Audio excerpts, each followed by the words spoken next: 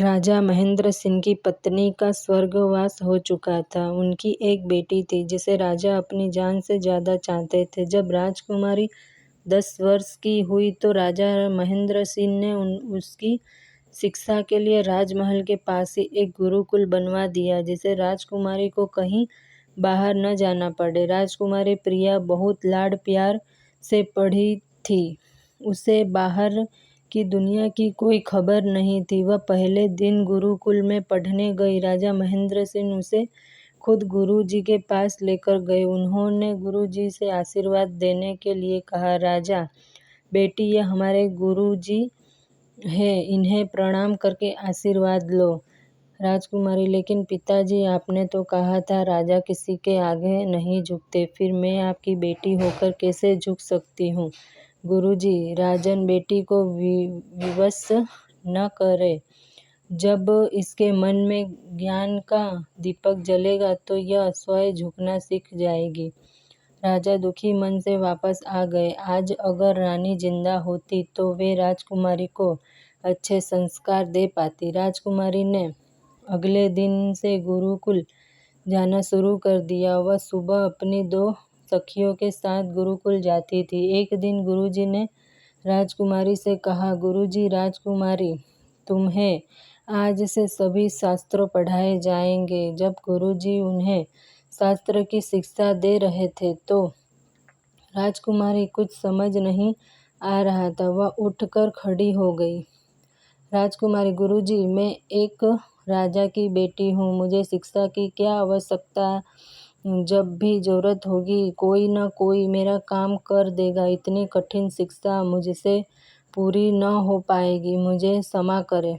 गुरुजी, बेटी, शिक्षा का बड़े या छोटे से कोई मतलब नहीं है। जब तक तुम स्वयं मुझे शिक्षा के लिए नहीं कहोगी, मैं तुम्हें ज्ञान नहीं दूंगा। राजकुमारी बहुत खुश हो गई। एक दिन गुरुजी अपने गुरुकुल के सभी शिष्यों को लेकर एक पहाड़ के पास गए। गुरुजी ने सभी शिष्यों से कहा, गुरुजी, यह एक छोटा सा पहाड़ है, इस पर सभी को चढ़ना है। जो सबसे पहले ऊपर पहुंच जाएगा उसे पुरस्कार मिलेगा। सभी उस पहाड़ पर चढ़ने की कोशिश करने लगे। राजकुमारी ने भी कोशिश की, लेकिन उसने जैसे ही पहाड़ पर चढ़ना शुरू किया वह चढ़ ही नहीं पाई और फिसल कर नीचे आ गई। फिर उसने अपनी दोनों दासियों के साथ चढ़ने की कोशिश की, लेकिन जब तीनों एक दूसरे का हाथ पकड़कर चढ़ रही थी तो राजकुमारी के कोमल हाथ से दासी का हाथ छूट जाता है और तीनों फिसलकर नीचे आ जाती है। तभी राजकुमारी देखती है कि गुरुकुल का सबसे छोटा बालक पहाड़ की चोटी तक पहुंच गया।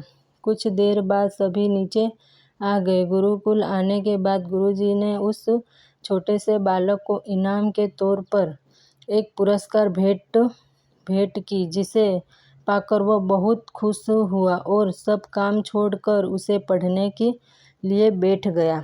राजकुमारी, उसकी दोनों दासियों मिट्टी में लिपटी हुई खड़ी थी। उन्हें देखकर गुरुजी ने पूछा, गुरुजी, राजकुमारी तुम चाहती तो यह प्रतियोगिता जीत सकती थी। तुम्हारा काम तो कोई भी कर सकता है, फिर तुम क्यों हार गई? यह सुनकर राजकुमारी रोने लगी। गुरुजी, तुम्हें चढ़ना नहीं आता था इसलिए गिरी।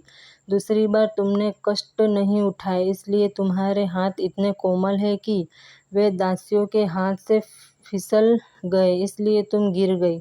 आज अगर कोई दुश्मन हम पर हमला कर दे तो मेरे सभी शिष्य भागकर पहाड़ पर चढ़ जाएंगे और वहां से पत्थर मार कर उसे घायल कर देंगे, लेकिन तुम पकड़ी जाओगी क्योंकि तुमने तो चढ़ना सीखा ही नहीं। यह सुनकर राजकुमारी रोती हुई गुरुजी के चरणों में गिर गई।